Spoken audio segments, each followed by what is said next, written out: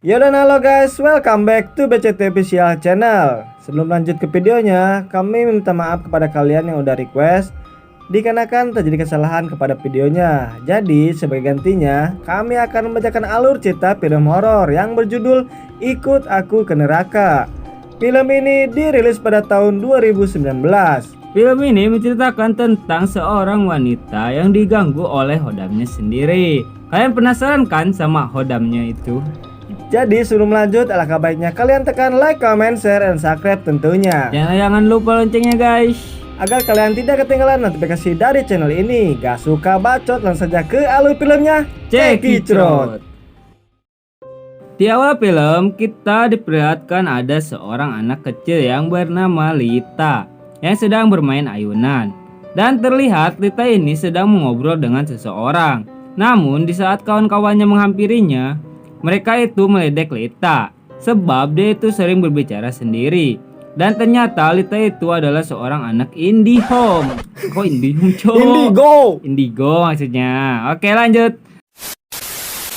Ketika salah satu kawannya melihat ayunan yang bergerak sendiri, tiba-tiba tangannya digigit oleh makhluk tak kasat mata. Dan inilah dia filmnya, Ikut Aku ke Neraka. Scene pun berpindah ke sebuah RSJ dan di situ ada pasien yang bernama Sari. Suster dan dokter pun merasakan ada yang aneh dengan pasiennya yang satu ini, yang seolah-olah sering diganggu oleh makhluk tak kasat mata.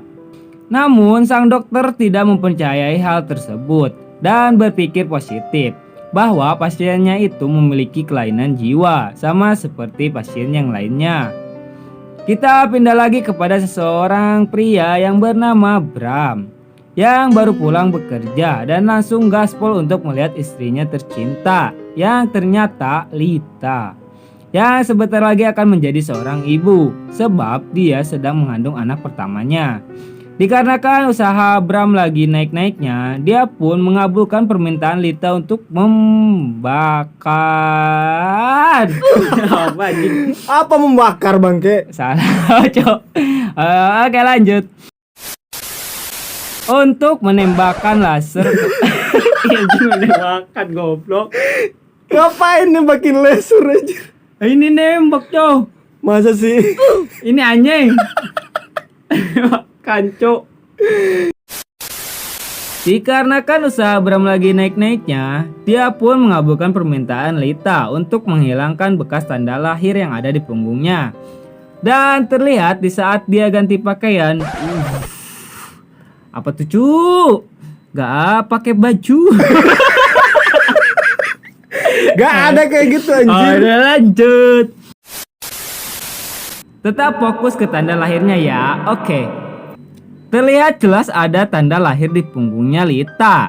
Dan tiba-tiba dia melihat sosok wanita yang sedang memukul-mukul tembok gak jelas.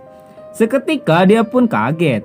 Di saat Lita ingin menyentuhnya, sosok wanita itu pun tiba-tiba menghilang. Bukan hanya itu, saking gabutnya sosok itu menggerak-gerakan tempat tidur yang membuat Lita ketakutan. Singkat cerita, Lita berhasil menghilangkan tanda lahirnya. Lebih tepatnya sih bekas luka ya, sebab Lita pun tidak mengetahui asal-usul dari tanda lahirnya tersebut. Sebab dulu Lita itu tidak pernah dikasih tahu sama ibunya tentang luka yang ada di punggungnya. Hingga pada akhirnya Lita memutuskan untuk meninggalkan ibunya. Setelah berhasil menghilangkan bekas lukanya, Lita itu sering diganggu oleh sosok wanita itu lagi dan dia pun mengadukan kejadian tersebut kepada Bram. Namun Bram tidak mempercayainya dan menganggap itu semua hanyalah ilusi semata. Bahkan di waktu malam Lita pun tidak bisa tidur nyenyak dibuatnya sebab sosok itu terus-menerus menerornya. Sempat terjadi bentrok mulut di antara Lita dan juga Bram, dikarenakan Bram masih tidak percaya dengan semua yang dibicarakan istrinya tersebut. Secara mendadak Lita merasakan bahwa dia ingin melahirkan. Dengan refleks Bram pun langsung membawa istrinya ke rumah sakit. Proses kelahiran pun menjadi tegang dan agak sedikit horor, sebab sosok wanita itu juga mengikutinya sampai ke rumah sakit. Hingga pada akhirnya anak mereka pun terlahir. Betapa bahagianya mereka, anak pertamanya itu perempuan, persis sekali dengan apa yang mereka idam-idamkan. dan mereka berdua pun memberinya sebuah nama yaitu Putri. Bram pun sudah dari jauh hari untuk mempersiapkan semuanya. Disebabkan pada zaman itu teknologi sudah modern, dia pun memasang CCTV dan juga perekam suara untuk memantau anaknya jikalau terjadi sesuatu hal yang tidak diinginkan. Scene berpindah kepada Sari yang sedang melamun sambil memegang sebuah foto yang gak kelihatan. Walaupun gue zoom ke muka kalian pun gak bakal kelihatan. Ketika Lita sedang rebahan santai, dia mendengar suara tangisan Putri yang terhubung ke HP-nya. Terlihat sosok wanita itu berada di kamarnya Putri. Lita pun langsung kocar-kacir untuk bergegas memadamkan api. Kok memadamkan, Cok? Melihatlah, Cok. Melihat bayinya, Cok. Oke, salah. Lanjut. Lita pun langsung kocar-kacir untuk bergegas mengamankan Putri. Bayi tersebut menangis sangat keras seolah-olah sedang diganggu oleh sosok tersebut. Dan ternyata benar. Pada akhirnya sosok wanita itu pun menampakkan dirinya dengan wujud yang sangat mengerikan, yang membuat Lita ketar-ketir saking ketakutannya. Keesokan paginya, Bram menggantungkan bawang putih dan juga cabai hijau di pintu rumah untuk berjualan. Cok, itu bukan buat berjualan, Cok. Jualan goblok. Ngapain dia jualan, Cok? Itu tuh buat penangkal lah. Kalau zaman dulu tuh ada kayak penangkal gitu, buat penangkal makhluk halus lah intinya. Bisa. Ya udah, oke lanjut. Meskipun Bram berusaha untuk menangkal makhluk itu dengan peralatan seadanya, Lita tetap ngotot untuk segera ingin pindah dari rumah tersebut. Terjadi cekcok di antara mereka berdua. Dan bibi pembantu yang bisa kita sebut Bi-inem ini menyarankan untuk mendatangkan orang pintar. Namun Bram masih berpikiran positif tentang apa yang terjadi kepada istrinya. Ketika Bram sedang berangkat untuk bekerja, makhluk ganco. Anjir. Sorry guys. Ketika Bram sedang berangkat untuk bekerja, makhluk itu malah menyerangnya dan hampir mencelakainya. Dia pun lekas balik lagi dan berubah pikiran untuk segera mendatangkan orang pintar yang disarankan pembantunya tersebut. Kita pindah lagi kepada Sari yang tidak bisa tidur. Namun apa yang terjadi? Secara tiba-tiba dia diserang oleh makhluk tak kasat mata hingga meninggalkan luka yang cukup serius. Beruntungnya ada suster yang datang dan secara tidak langsung berhasil menyelamatkan Sari dari serangan makhluk tersebut. Di keesokan harinya datanglah seorang dukun gaul yang bernama Adam yang berkacamata hitam dan bergaya ala-ala artis Korea. Dan ternyata bukan, dia itu ternyata buta. Dia ini dikenal sangat sakti, bahkan melebihi Gus Samsudin.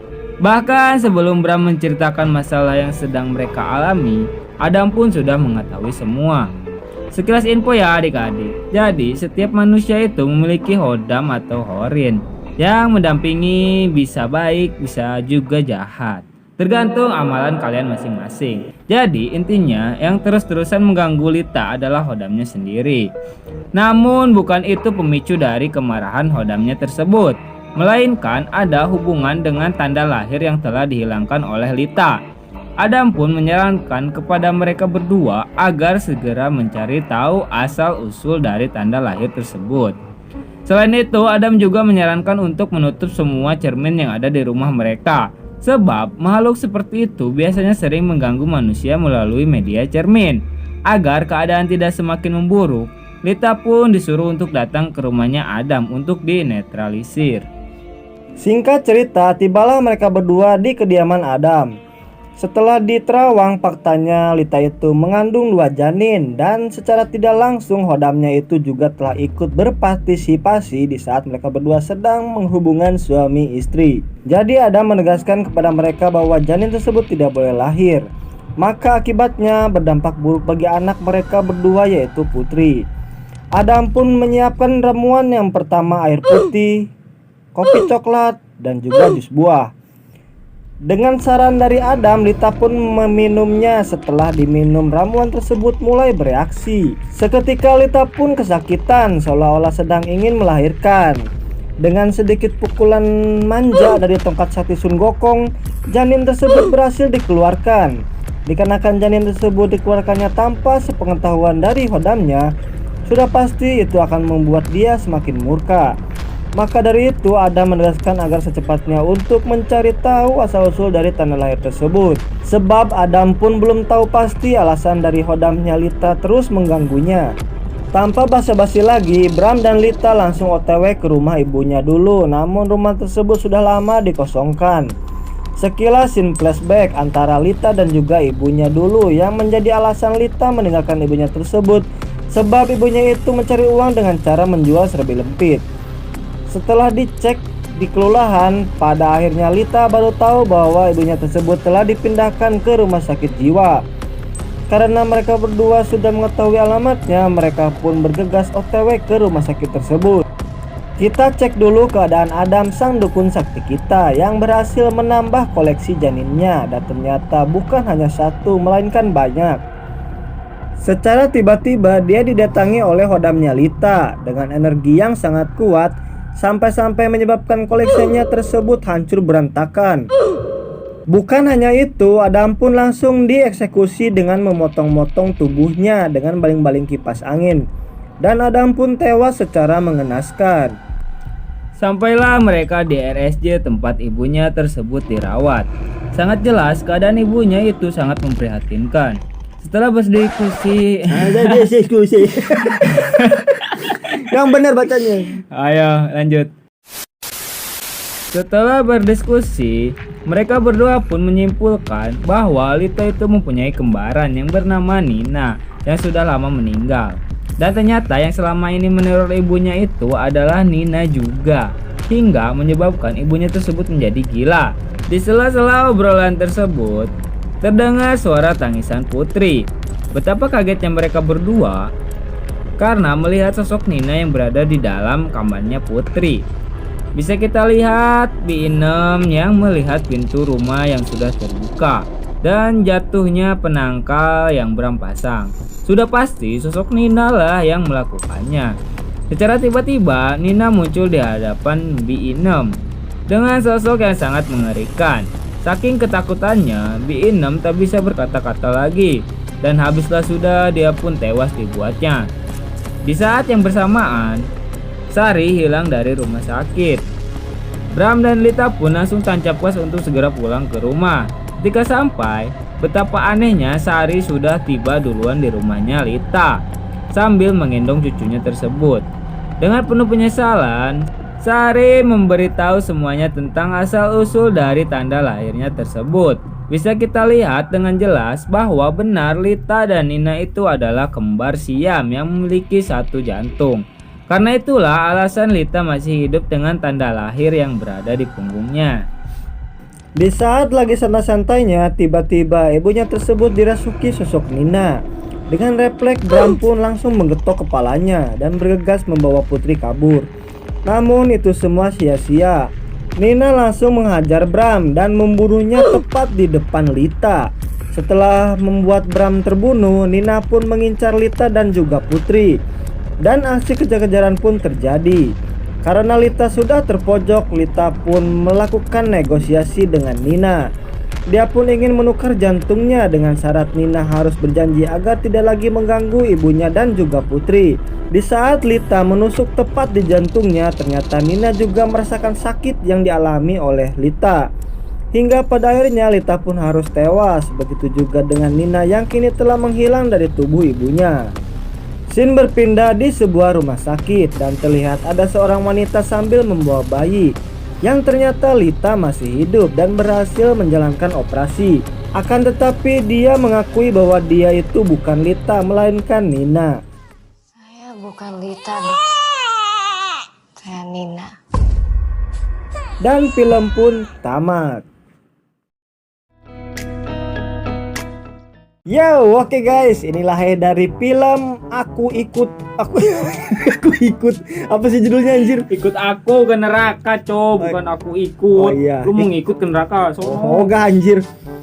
Jadi bisa gua jelasin di sini, gua akan ngasih info dan juga pesan-pesan ya. Jadi kalau kalian perhatikan di film aslinya, ini adalah asal-usul dari kisah Nina Bobo ya guys ya. Karena namanya Nina dan juga dia sering mengganggu kalau gak tidur. Nah itu. Jadi kalian para bocil-bocil FF yang mabar gak jelas, kalian tidur, jangan sampai kemalaman karena Nina Bobo akan datang.